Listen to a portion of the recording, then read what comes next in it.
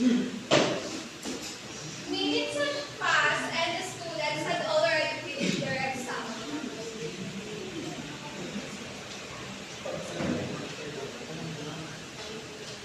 The teacher then chimed in.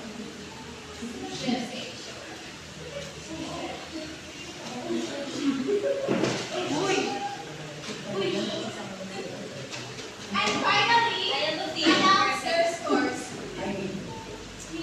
Good job, everybody. Matataas naman ang mga score nyo. Ang passing score ay 12, okay? Nastandard na ako ng score ko. Ang sulit? Good job, Syra. Nakatingin ka. Ikaw naman, Joma. Nakatingin ka lang. Hindi ka siguro nag-review, no? Ibig yan. Yan. Joanna! Perfect ka. Roberto, naka-10 ka. Ay, ikaw, Amanda, naka-8 ka lang. Ano ba yan? Siya na, si Joanna, kaya naka-perfect sa'yo, no? Sinabi mo pa ako masyadong teachers ko. It was almost recess. Recess time, so the teacher distributed the after that, the students started eating.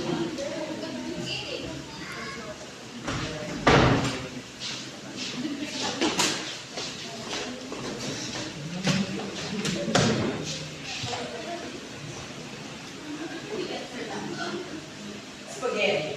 Well. Sino makain mo ba? Sana, hindi kayo magulungan.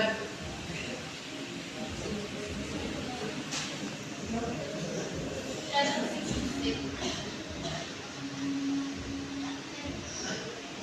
Sabi nga kayo dyan.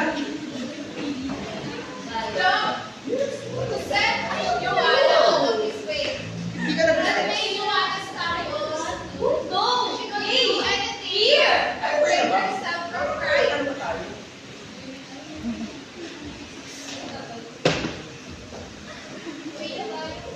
Our son already passed and what time ago? Syra with her to die and her house. We have to see you something.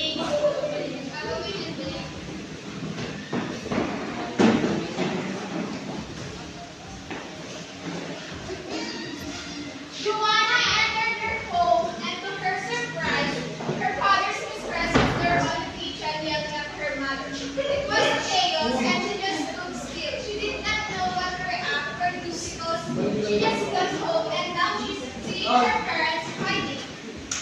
Sige! Diyan ka masasama? Aba, hindi mo talaga. Sitigil na kayo? O sige! Magsama kayong dalawa. At ayoko nang magiging ang pagmumukha niyo. Dahil! Bigay mo na lang sa akin ang asawa mo! Eh, bakit humili ka na?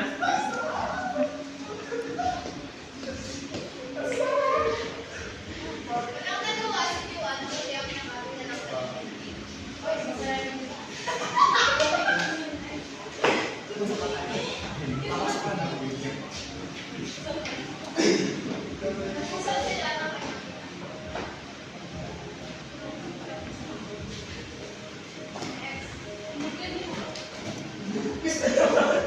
Kiss ko naman. Sabi mo na. Hindi mo sila.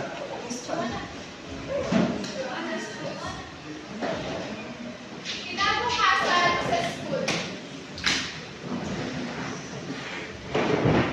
Alam mo ba, balita, yung mama daw ni Joanna, kay Gabit, yung papa niya, Landino. Oo nga eh. Siguro, malandi rin ng Joanna na yan. Hoy, kayo! Tumigil nga kayo dyan! Bakit? Hindi ba ito ang pinasasabi namin? Plastic na, sipsip pa. See? Hindi ka makasagot?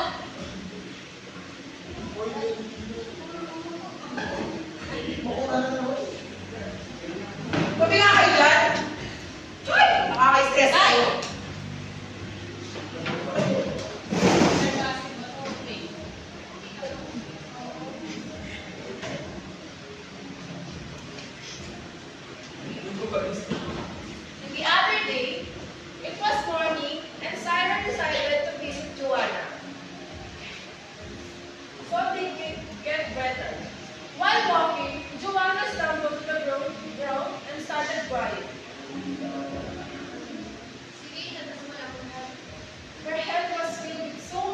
Sean?